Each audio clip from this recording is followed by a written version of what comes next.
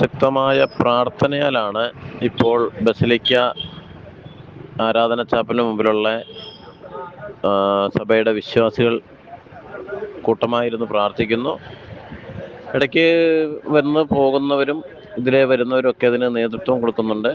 കാരണം വിശ്വാസ തീഷ്ണതയുള്ളവരെ ഇടയ്ക്ക് കയറി അവരെ കൂട്ടിയോജിപ്പിച്ച് നല്ല രീതിയിൽ നല്ല ഭക്തിയോടെ നല്ല വിശ്വാസത്തോടെ തിരുവചനങ്ങളൊക്കെ ഉൾക്കൊണ്ടുകൊണ്ടുള്ള ഒരു പ്രാർത്ഥനാമുഖരിതമായ ഒരു അന്തരീക്ഷമാണ് ഇപ്പോൾ ഉള്ളത്.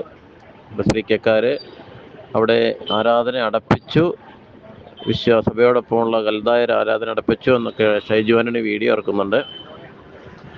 അതിനെയൊക്കെ ആ ആരോപണങ്ങളൊക്കെ അതിലംഘിക്കുന്ന രീതിയിൽ ഇവിടെ വിശ്വാസികൾ ഒന്നിച്ചുകൂടി അവർക്ക് ഓരോ ദൈവം അയക്കുന്ന ഓരോ വ്യക്തികൾ, ഓരോ സഹോദരങ്ങൾ വന്ന് അതിനെ അതിശക്തമായ രീതിയിൽ പ്രാർത്ഥനയ്ക്കൊക്കെ നേതൃത്വം കൊടുത്ത് നമ്മുടെ ആവശ്യങ്ങൾ ദൈവസന്നിധിയിലേക്ക് ഉയർത്തി വചനത്തിൻ്റെ പ്രൊട്ടക്ഷൻ കൊടുത്ത് അങ്ങനെ ഒരു രീതിയിലാണ് ഇപ്പം പോകുന്നത്. വളരെ മാറ്റം ദൈവം നയിക്കുന്ന പാതയിലൂടെയാണ് ഇപ്പം സഭയുടെ മക്കള് പ്രതിഷേധവുമായി മുമ്പോട്ട് പോകുന്നത്. യഥാർത്ഥത്തിൽ ആരാധന അടച്ചത് മണവാളനച്ഛൻ തന്നെയാണ്. പിന്നെ അത് തുറന്നിട്ടില്ല. അദ്ദേഹത്തിന് അധികാരമില്ല എന്ന് സഭയുടെ ട്രിബ്യൂണൽ വിധിച്ചതിന് അന്ന് തുടങ്ങി പുള്ളി അത് തുറന്നിട്ടില്ല. ഇവിടെ 5-ാം തീയതി തുടങ്ങി ഒട്ടും തുറന്നിട്ടില്ല.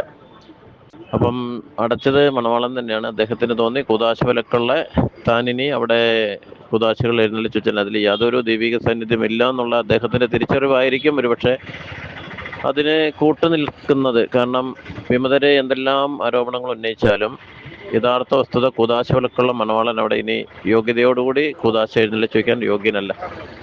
അതുകൊണ്ട് തന്നെ ഇനി മണവാളൻ അവിടെ വന്ന് കൂദാശ അർപ്പിക്കാൻ സാധിക്കുകയില്ല, ആരാധന ഓപ്പൺ ചെയ്യാൻ സാധിക്കുകയില്ല. ഇവിടെ ഇനി ഒന്നെങ്കിൽ അരമനയുടെ നേതൃത്വത്തിൽ അരമനയുടെ അധികാരികളോ അല്ലെങ്കിൽ ഇവിടുത്തെ ചാൻസൽ ഇവിടെ ആരാധനയ്ക്ക് എഴുന്നള്ളിച്ചിരിക്കുന്ന ഈ ആരാധനാലയത്തിൻ്റെ അധികാരി, ബസിലിക്കയുടെ അധികാരി തന്നെയാണ് അരമന ചാപ്പലിൻ്റെ ഈ ബസിലിക്ക ചാപ്പലിൻ്റെ അധികാരി. അപ്പോൾ തെരിയഞ്ഞാളി തച്ചനോ അല്ലെങ്കിൽ അച്ഛനെ ഏർപ്പെടുത്തുന്ന ആരോ എങ്കിലും പുരോഹിതർ, സഭയോടൊപ്പമുള്ള പുരോഹിതരാണ് ഇവിടെ ഇനി ആരാധന നടത്തേണ്ടത്. അല്ലാതെ കൂദാശ വിലക്കുള്ളവരോ സഭാദ്രോഹ നടപടികൾ നേരിടുന്നവരോ ആരോപണ വിധേയരോ ഒന്നും അല്ല. യഥാർത്ഥത്തിൽ ആരാധന അങ്ങനെ പോകണ്ടേ.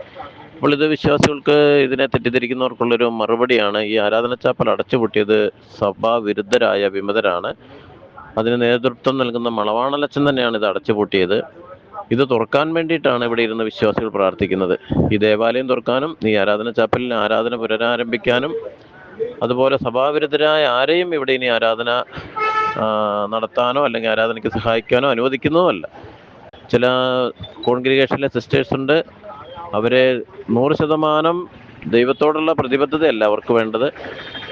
ആരാധന അവിടെ വരുന്ന മക്കൾ അവർക്ക് പണം നൽകുന്നു, അവരെ പ്രലോഭിപ്പിച്ച് ആരാധന നടത്തുന്നതിന് പൈസ വാങ്ങുന്നതായിട്ടൊക്കെ കേൾക്കുന്നുണ്ട്. ഇപ്പം ഞങ്ങളിവിടെ ഇരുന്ന 5-8 ദിവസം കൊണ്ട് ഞങ്ങൾ പലരോടും സംസാരിച്ചപ്പോൾ അവർ പറഞ്ഞാണ് അവരുടെ നിന്ന് പൈസ മേടിച്ചിട്ടുണ്ട്, ആരാധനയ്ക്ക് സിസ്റ്റേഴ്സ് പൈസ മേടിച്ചിട്ടുണ്ട്.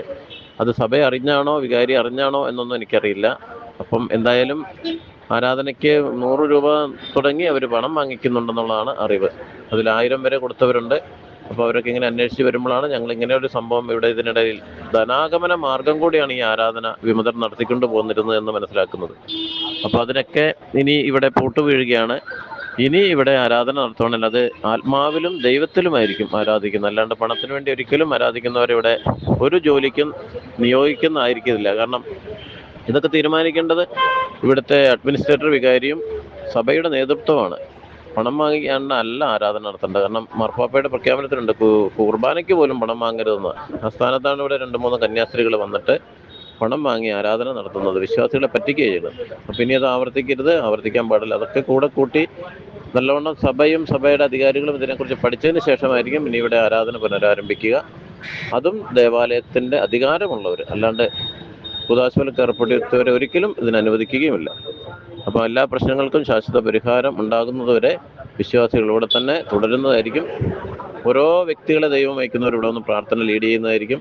ബസിലിക്കയിലെ വിശ്വാസികളും വീട്ടമ്മമാരും അവരുടെ കുടുംബാംഗങ്ങൾ ഒന്നടങ്കം ഇവിടെ പ്രാർത്ഥനയോടെ പല സമയങ്ങളും ഷിഫ്റ്റായിട്ട് 15 പേര്, 20 പേര്, 30 പേര്, 50 പേര്, 100 പേര്, അങ്ങനെ പല സമയങ്ങളിലായിട്ട് ആയിരക്കണക്കിന് ആൾക്കാർ ഇവിടെ വന്ന് പ്രാർത്ഥിക്കുന്നു.